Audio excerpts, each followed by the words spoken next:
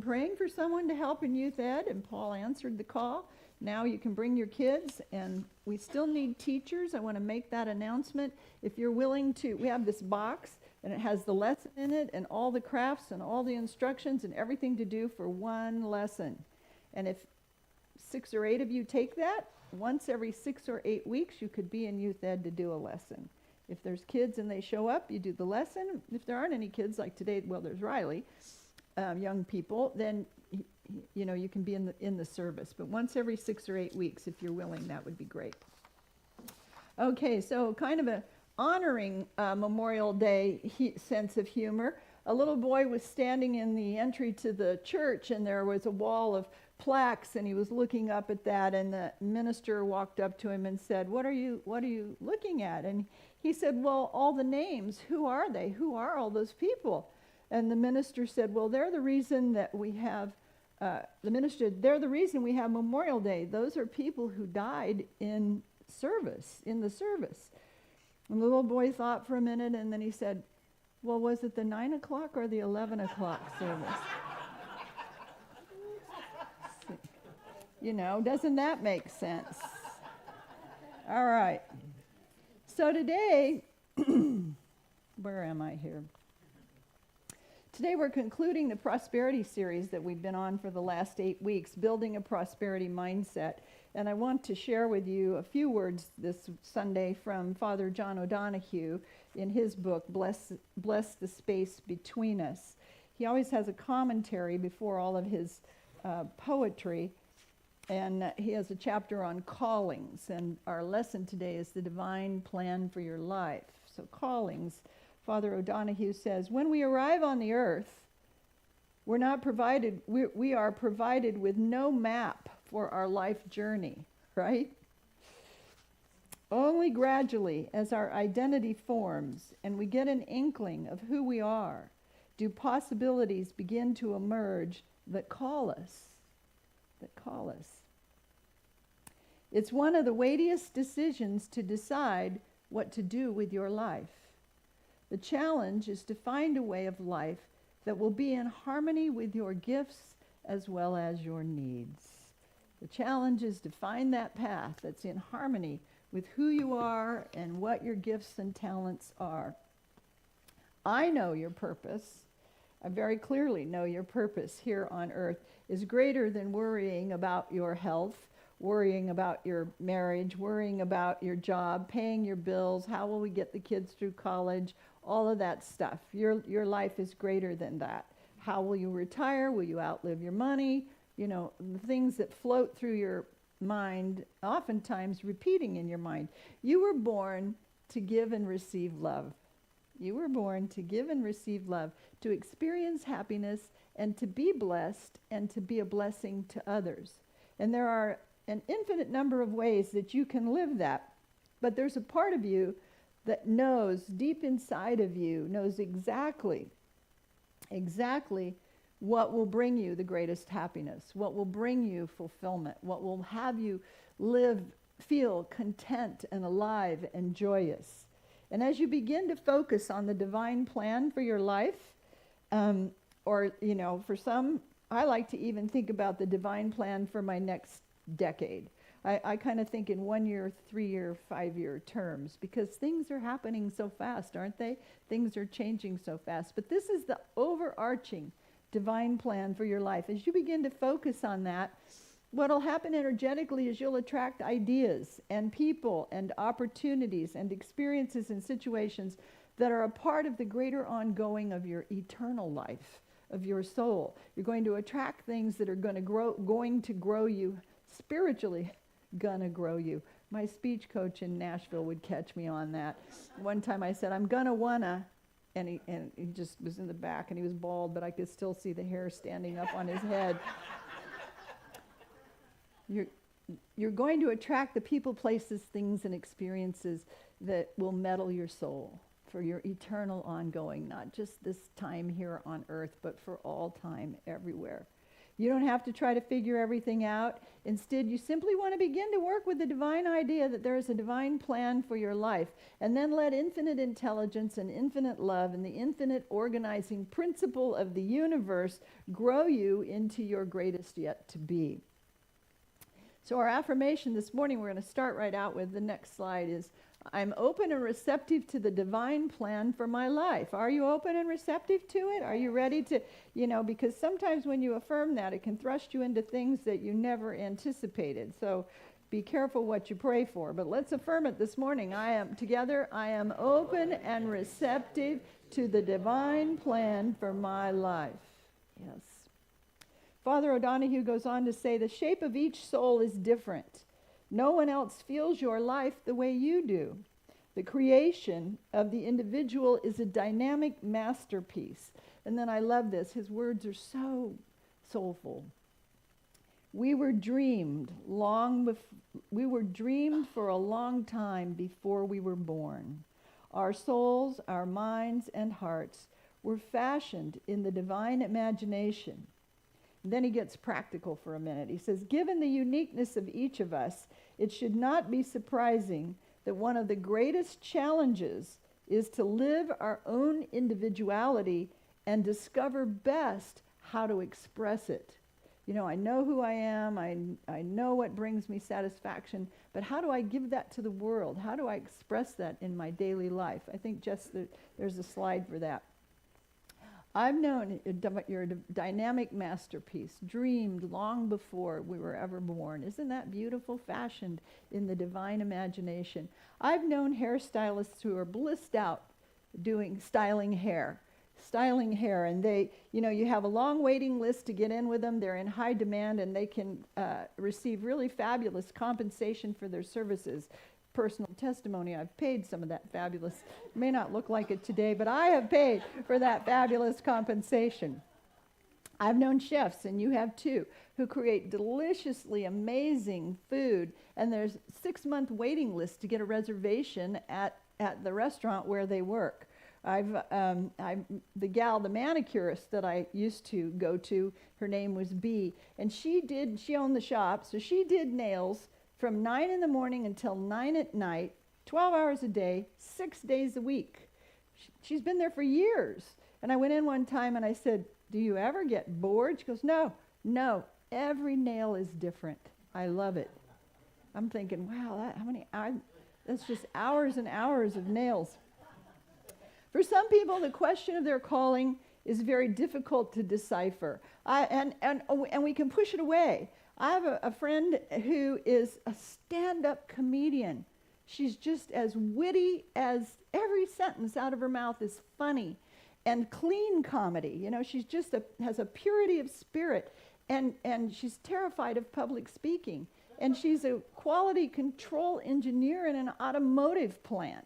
And she's been that, and she's getting close to retirement age now. And I said, you need to do stand-up comedy. You're hilariously funny. And she will not. But so sometimes our dream, others can see it in us, our calling, but we refuse to step into it. For some people, it's hard to decipher initially. For others, it practically unfolds on its own. From the time you were little, you wanted to be a doctor, you had a little practice play stethoscope, you knew that, it was your life, it was your calling.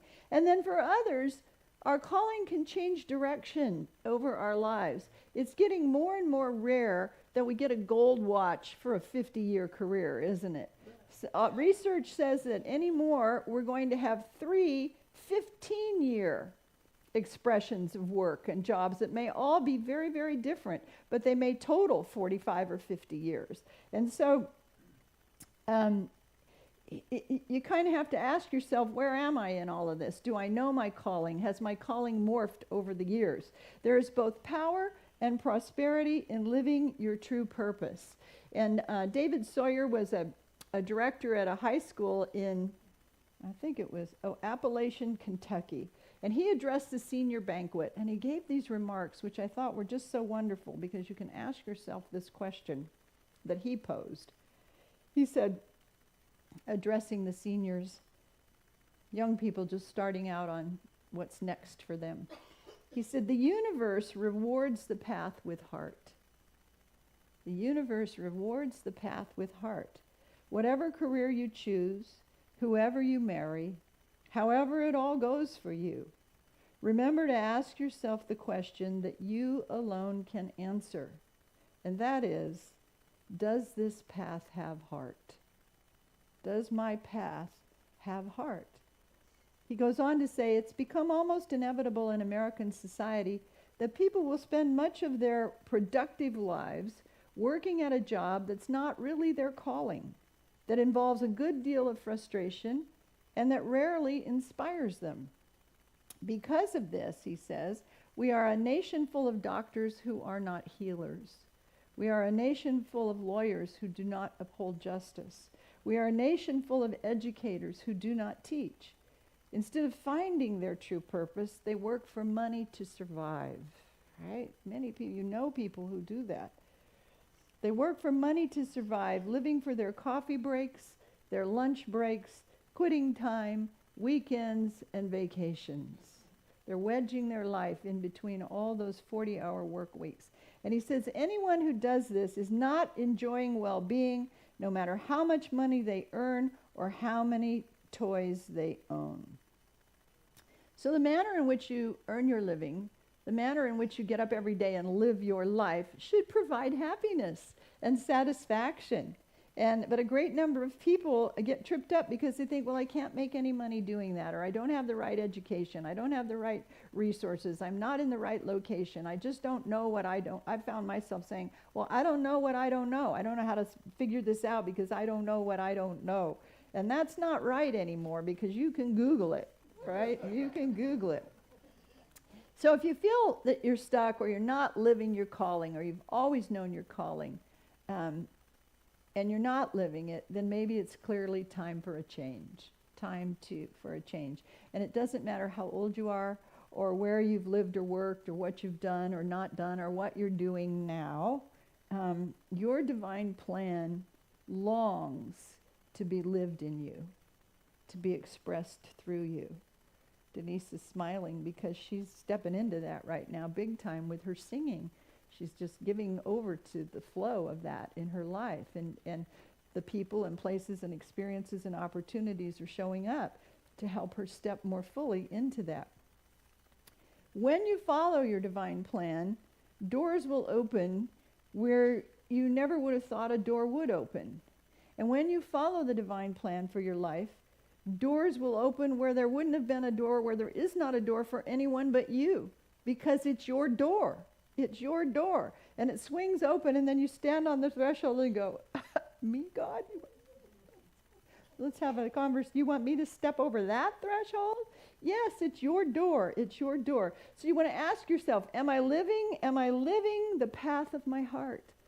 Am I stepping fully into my life, the path of my heart? Because we can get pulled off course by all kinds of things, divorce and bankruptcy and drug abuse and all that stuff. But keep coming back to that central question, am I living the path of my heart? And take the test.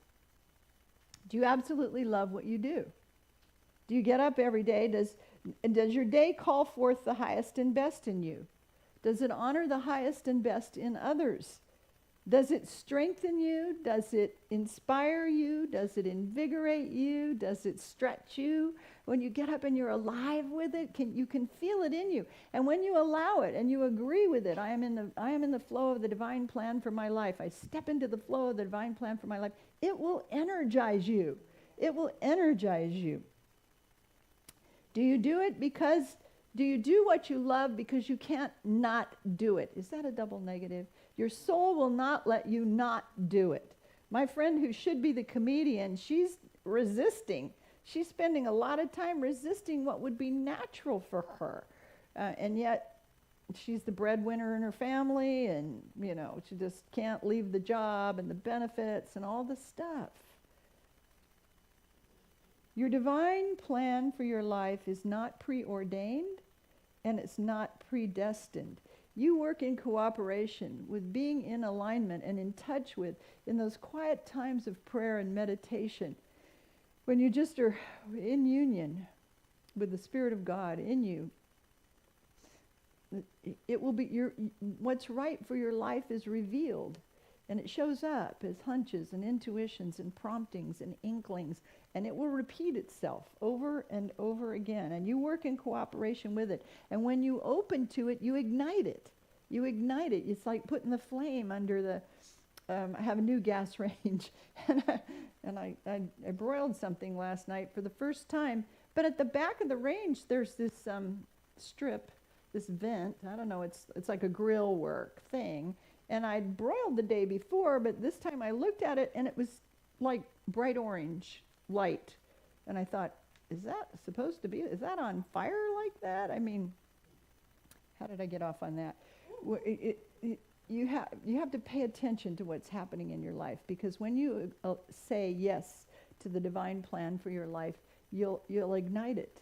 It will ignite for you, and it'll present those opportunities and experiences and people, and you can resist, but it would be just allow yourself to feel comfortable in it. Our daily word for the day: comfort. Let yourself trust that Spirit is guiding you. You don't have to do miraculous things. Not all of us are called to find a cure for cancer or to land a spacecraft on Mars. That's not us. More likely, your calling will be tied to something that you love to do or make as a child, because that's you uncensored and unblocked by, oh, I can't do it because it doesn't make money, or I can't afford it, or whatever. It'll be the things that you daydream about when you're standing in the checkout line and for some place, and you've got a moment to think. It'll be your calling will reveal itself to you when you have quiet times alone in nature, quiet times sitting in prayer, driving in your car, in the shower, whatever it is. When there's white noise around you, that calling is in you, and it prompts you. My dad was born in Belgium and grew up with the European work ethic, where you have a trade. Every man has to have a trade. And then he drew to himself, in a perfect divine order kind of way, a son who wanted to be an artist. And for my dad, that's not a trade. Art, drawing pictures is not a trade. And so you can imagine, in the years when my brother and I were growing up, and some of the discussions my dad and my brother had about my brother's future, right? My brother wanted to be a portrait artist, and I have to say, he was pretty good.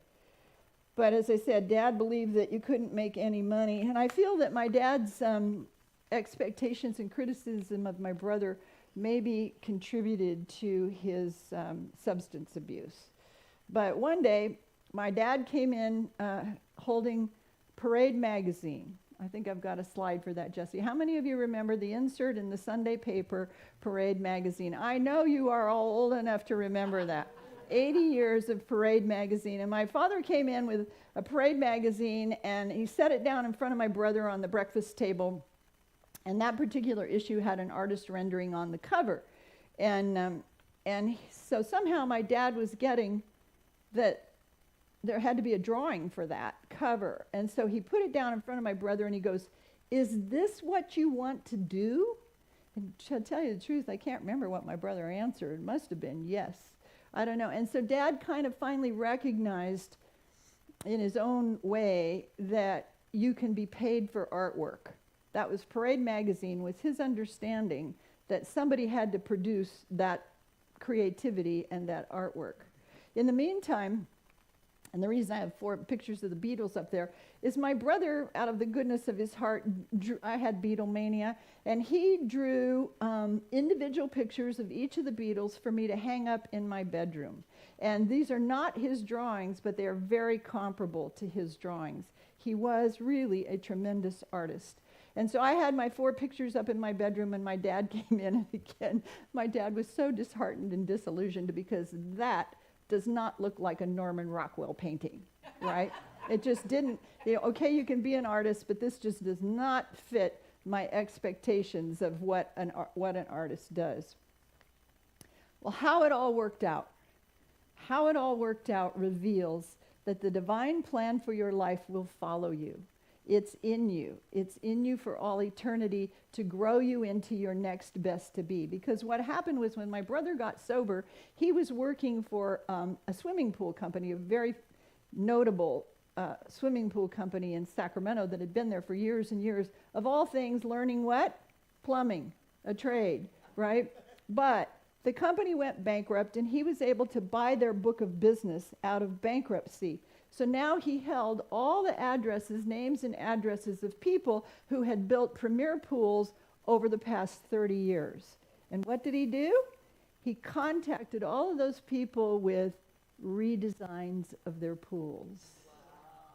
He drew all the designs for how they could upgrade their pools. And he called them and said, your pool's 30 years old, it needs, you know how you have to re-gunite and all that stuff. And he said, how about if we make it look like this? And so he grew that company into a really, really profitable pool refurbishing business. And he had plumbers that worked for him, but he drew all the designs. And so his artwork followed him everywhere. He has a pool. The pool in his backyard was wrapped with big rocks that was a dragon. It had a dragon's head here, and then the tail wrapped around the edge of the pool to the spa or whatever. I mean, they were phenomenal, phenomenal creations of his artwork. So it rose up in him. You get it, right? You know, it followed. Your calling, how it all went, is your calling will follow you. So what do you want to do? Where are you in your life? Do you want to open a bakery? Are you building your retirement? You want to be a fabulous grandparent? You want to get out of debt? Train for a 5K? Stop using? You want to give up jealousy? Spend more time in prayer? You want to learn to salsa dance? These aren't eternal, ongoing things, but they're things you step into that follow your calling. If you're an artist and you love to dance, you take salsa lessons, that kind of thing. But ask yourself, does my path have heart? Does my path satisfy my heart? Does it answer the calling that's in my heart? And as you move through your path, difficult situations may show up. You may have a dad that wants you to be a certain way, and you're not going to be that way, but Spirit has a way of working out, moving around us. Proverbs chapter 3, verses 5 and 6. Trust in the Lord with all your heart, and lean not on your own understanding. In all your ways acknowledge the one, and the beloved will make straight your path. I edited that a little bit. Jesse, there's a slide for that has the old-fashioned wording, but I trust in the Lord with all my heart and lean not on my own understanding. In all my ways I acknowledge the one, and the beloved is directing my path, right? Father O'Donohue closes up by asking us, sometimes the greatest challenge to starting out on anything is to begin. Remember that journey of 1,000 steps starts with the first step. Isn't that a saying somewhere? There is something, Father O'Donohue says, there's something deep in us that conspires with what wants to remain safe and stay the same. Beginning is half the work. When you consider all the hesitations, reservations, and uncertainties that can claim your attention for so long before you actually begin something new, it can take a while to step into your calling. Sometimes, he says, a period of preparation is necessary, but most of the time you will unnecessarily postpone when you should simply take the risk and leap into what it is you want to be. And Tammy Keeves, who's a friend of mine and an author, encourages us that you don't have to be perfect at it. We all have this perfection syndrome. When you first start out on something, and that's another slide, Jessie, she says, just be willing to be bad enough until you can get better, right? You don't start out knowing how to do it perfectly. Just be willing to be bad enough until you can get better. Be willing to do those push-ups until the definition in the muscle does start to show, right? Be willing to be bad enough until you can get better. And I want to ask you too, have you ever been pushed into your calling, or more likely thrust into your calling from a divorce or a bankruptcy or the death of a loved one, or being fired from a job? You never would have left that job had you not been fired from that job. Have you ever said, I never would have changed jobs, met my true love, gone back to church, stopped smoking, forgiven him or forgiven her. I never would have reconciled with my parents. I never would have been so happy. I never would have moved on to the life of my dreams if not for this chaos, this accident, this problem, this situation. Wouldn't you agree this morning that it might be better if we didn't wait for a crisis to start living our calling? Right? You know it's in you and you know it. Although my friend who won't be the stand-up comedian swears to me that's not in her. And she swears to me with jokes. You know, she tells it in a funny way. It's just hilariously funny. But anyway, wouldn't you agree it might be better if you didn't wait for a crisis to step into your calling? And it's never too late. And if our callings shift over every 15 years, you might be in the shift of one right now, right? When you find that you are doing what you love, what you were brought here to do, it makes for a rich and contented life. And so this week, let's affirm our closing slide, Jesse, is let's put hand on, think about your life. Together, I am open and receptive to the divine plan for my life. And let's add in, and I am living it now. And I am living it now. So God bless you. Let's take that into prayer. And I was exploring around, I didn't bring that book. Well, so much for that. I was exploring around at Psalm 78, and it talks about that deep inner calling and knowing, and I have it upstairs on my desk. So we'll just know it automatically. But let's take this idea. I'm open and receptive to the divine plan for my life. Take a couple of deep breaths in and exhale out any stress, strain, or worry. And just be fully present to the presence. And focus on the goodness of God in you, as you, living through you, expressing your greatest yet to be.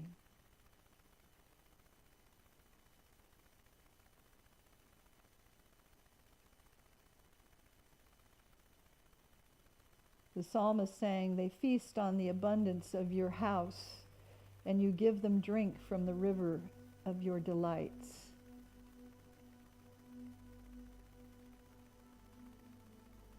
I think sometimes there's a thirst when we're not following our calling.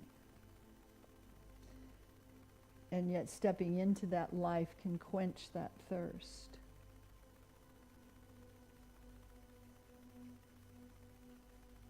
So as we're open and receptive now to the divine plan for each one here, in the quiet of these moments of prayer, ask yourself, does my path have heart?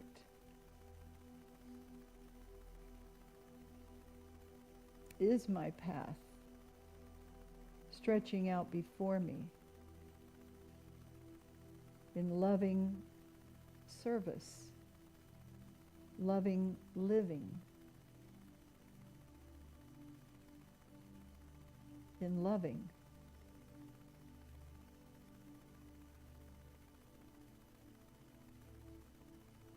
And then make some mental movies for yourself.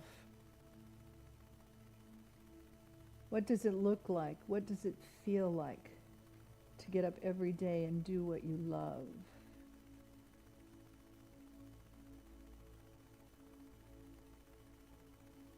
And feel that peace and that relief that streams in the energy of your body. How any stress lets go. There's no tension in any muscles because you're totally relaxed into living your best life.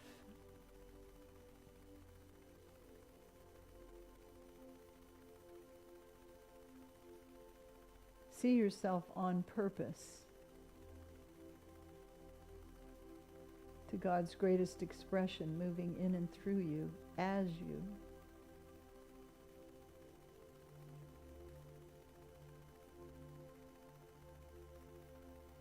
And let the way before you unfold organically. joyfully.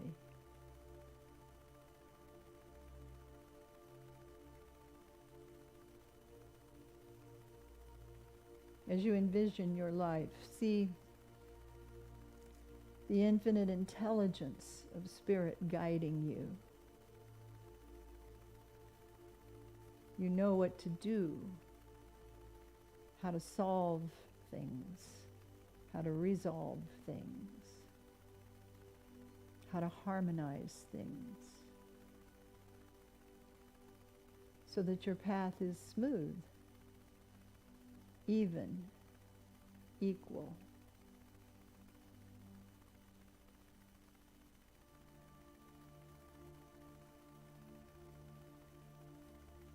And then circle back around and stand at the threshold of your life again and say, does my path have heart?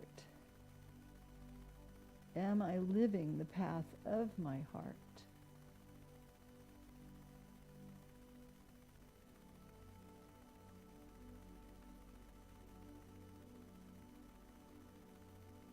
Mr. Sawyer says, ask yourself the question that only you can answer. Does my path have heart?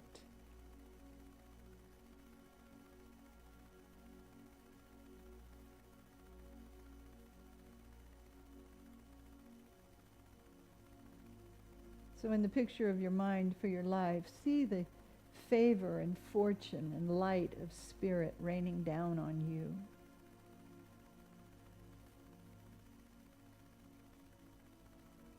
See it moving in and through you and out before you so that your steps are successful.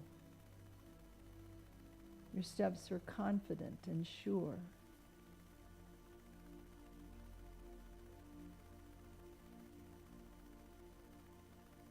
And as you move into your greatest yet to be, there's joy, friendship, companionship. You're surrounded by people who love you, who want the best for you.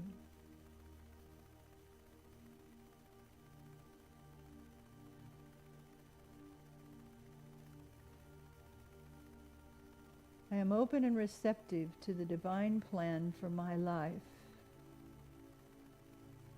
It's a beautiful word for you this morning.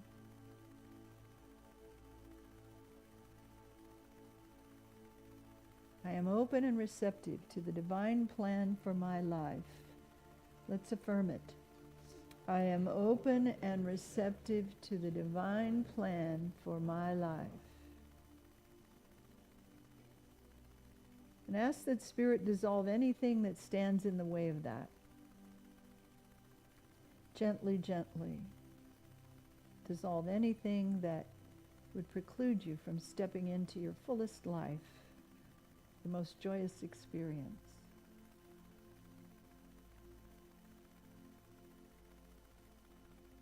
And know that you are supported by the beloved. Trust in God with all your heart. Lean not on your own understanding. In all your ways, trust the beloved. And that one will make straight your path.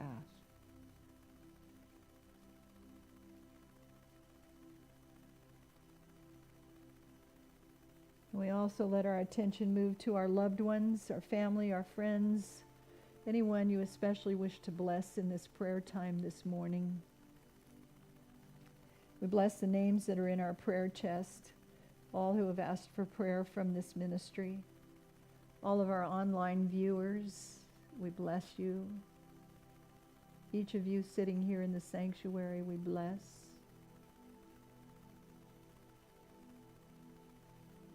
We affirm for those we love, you are open and receptive to the divine plan for your life.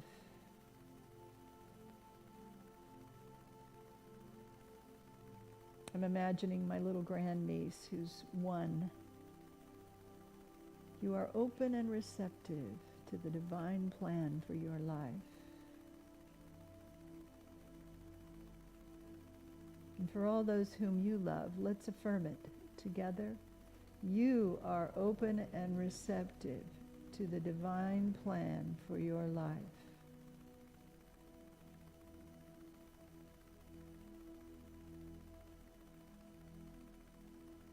And for this and all the prayers that we pray, all the love that we affirm, we give thanks now in the name and the nature of the living Christ. And together we all say, Amen.